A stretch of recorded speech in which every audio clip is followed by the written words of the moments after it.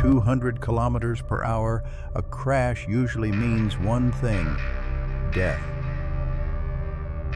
But this time, something unbelievable happened. Istanbul, 2022. A rider on a Yamaha R1 is speeding down the TEM highway.